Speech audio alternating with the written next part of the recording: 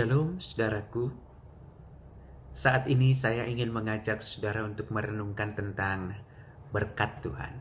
Siapa sih yang tidak senang dengan kata berkat? Karena setiap orang Kristen selalu merindukan tentang berkat Tuhan. Bapak Ibu saudara yang dikasihi Tuhan Yesus Kristus, namun sebelum Tuhan mencurahkan berkat-Nya untuk saudara, paling tidak ada 3 hal yang Tuhan ingin katakan pada saudara. Semua dalam rangkaian satu kata, yaitu didikan. Kalau Tuhan memberikan berkat, sebenarnya Tuhan mau mendidik saudara. Sebelum saudara menerima berkat-berkat itu. Apa yang Tuhan didik dalam kehidupan saudara? Yang pertama, saudaraku, saya teringat dengan firman Tuhan di dalam Ulangan pasal yang ke-28, ayatnya yang ke-8. Saya bacakan untuk Bapak Ibu Saudara sekalian. Ulangan 28 ayat yang ke-8. Tuhan akan memerintahkan berkat ke atasmu di dalam lumbungmu dan di dalam segala usahamu. Ada 2 kata di sini, kata lumbung dan kata usaha. Terpenuhnya lumbung itu semua tidak lepas dari usaha-usaha saudara. Sejauh mana usaha saudara jalankan itu menentukan banyak tidaknya lumbung itu ada dalam lumbungmu. Nah, persoalannya sekarang saudara adalah Tuhan ingin bahwa saudara harus masuk dalam sebuah proses. Itu yang dimaksud dengan didikan Tuhan di sini. Sebelum Tuhan mencurahkan berkat-Nya pada saudara, Tuhan ingin mendidik saudara melalui proses kehidupan. Tidak bisa berkat itu langsung Tuhan curahkan begitu saja pada saudara tanpa sebuah didikan Tuhan. Di balik semua itu ada rencana Tuhan. Bapak Ibu saudara yang dikasihi Tuhan Yesus, mengapa orang Israel 40 tahun mereka harus menjalani sebuah perjalanan yang luar biasa sebelum mereka masuk tanah Kanaan, sebelum mereka menerima berkat Tuhan, tanah Kanaan. Mereka harus mengalami begitu banyak persoalan, pergumulan, dan bahkan firman Tuhan mengatakan dengan kalimat yang membuat saya berpikir berulang-ulang. Dalam Keluaran 13 ayat 17 dan ayat 18 dicatat demikian. Setelah Firaun membiarkan bangsa itu pergi, Allah tidak menuntun mereka melalui jalan ke negeri orang Filistin. Walaupun jalan ini yang paling dekat. Namun, firman Tuhan mengatakan, jangan-jangan bangsa itu menyesal apabila mereka menghadapi peperangan sehingga mereka kembali ke Mesir. Tetapi Allah menuntun bangsa itu berputar melalui jalan di padang gurun menuju laut Tiberau.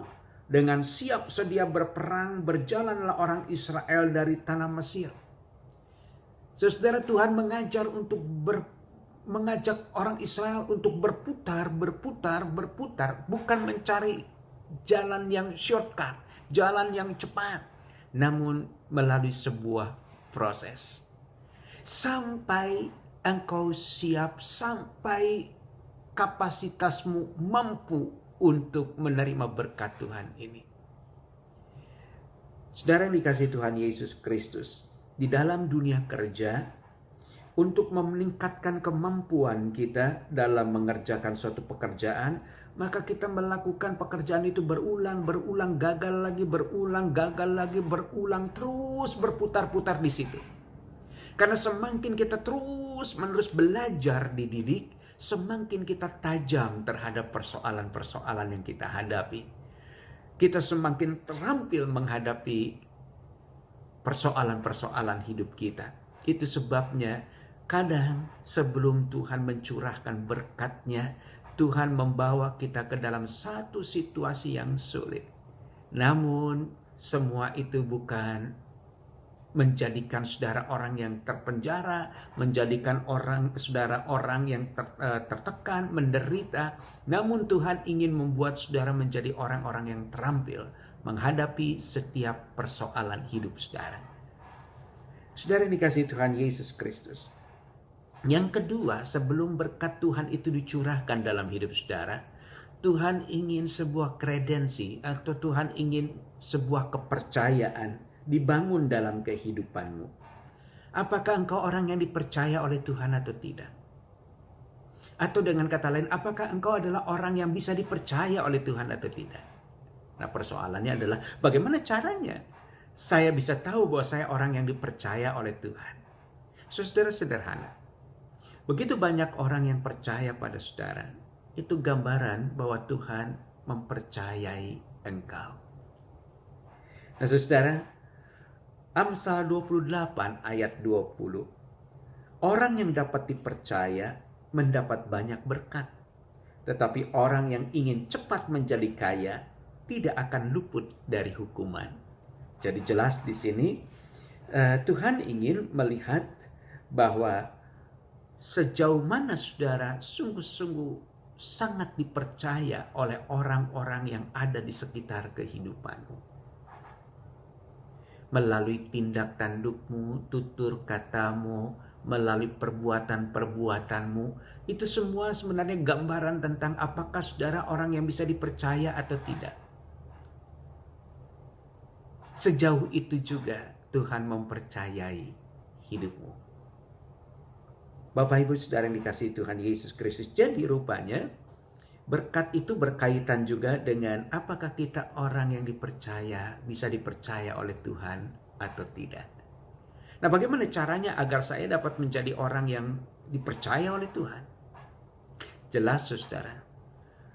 Ketika saudara menjadi penurut-penurut firman Tuhan, ketika saudara menjadi pelaku-pelaku firman Tuhan yang sungguh, begitu banyak orang terberkati oleh ucapan saudara, pikiran saudara, tindak tanduk saudara.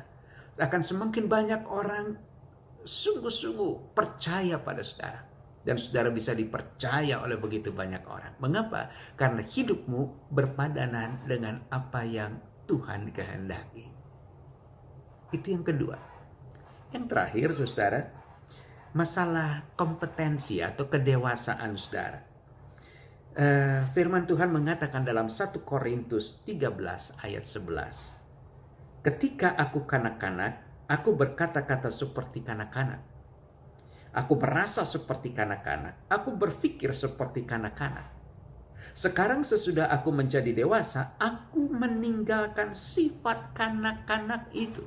Jadi orang yang dewasa di sini atau dewasa di dalam Tuhan adalah orang yang mulai berpikir, bertindak, melakukan segala sesuatu di dalam kedewasaannya. Orang-orang seperti ini adalah orang-orang yang berani meninggalkan masa kanak-kanaknya. Meninggalkan masa lalunya. Dan dia mulai hidup baru bersama Tuhan dalam pikiran-pikiran yang baru, yaitu pikiran-pikiran Tuhan. Dalam perasaan-perasaan yang baru, yaitu perasaan-perasaan Tuhan yang ada dalam firman Tuhan. Itu sebabnya, saudara, mengapa firman Tuhan berbicara bahwa bukan orang yang berseru Tuhan, Tuhan yang akan masuk dalam kerajaan sorga. Tetapi orang yang melakukan firman Tuhan itulah.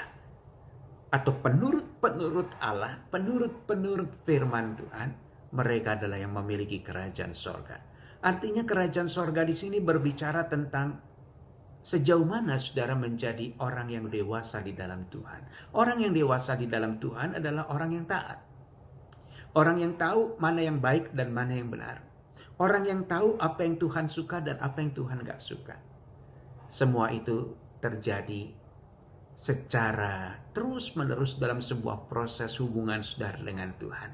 Semakin saudara diproses Tuhan, semakin saudara akan dewasa dalam iman saudara. Semakin saudara diproses Tuhan, semakin saudara akan katakan Tuhan itu luar biasa. Ada seorang anak muda. Dulu dia bekerja dengan seorang sahabatnya. Sahabatnya memberikan pekerjaan kepadanya. Dan dia bekerja dengan sepenuh hati. Namun setelah 2, 3, 4 tahun dalam perjalanan hidupnya, sahabatnya mengatakan, aku tidak butuh kamu lagi.